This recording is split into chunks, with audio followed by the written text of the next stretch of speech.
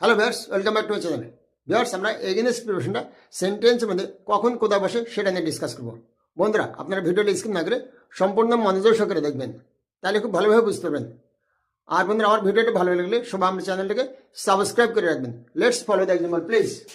পাশে বোঝাতে এগেইনস্ট বসে, পাশে বোঝাতে এগেইনস্ট বসে, কোনো ওয়ালের পাশে বা কোনো ঘরের পাশে এরকম বোঝাতে আমাদের এগেইনস্ট প্রিপোজিশন বসে।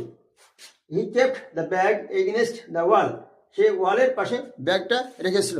নাম্বার 2, প্রতিকূলে বোঝাতে এগেইনস্ট বসে। The boy is swimming against the current, ছেলেটি স্রোতের প্রতিকূলে সাঁতার কাটতেছিল। নাম্বার 3, স্থলে বোঝাতে এগেইনস্ট বসে। 100 students first against 120, 100 students first against 120, অর্থাৎ 120 জনের স্থলে 100 জন ছেলে পাশ করেছিল। বন্ধুরা, আমরা এভাবে এগেইনস্ট প্রিপোজিশনটা সেন্টেন্সের মধ্যে ব্যবহার করতে পারি। পরবর্তী ক্লাসে এগেইনস্ট প্রিপোজিশন আরও ডিসকাস করা হবে। ধন্যবাদ বন্ধুরা।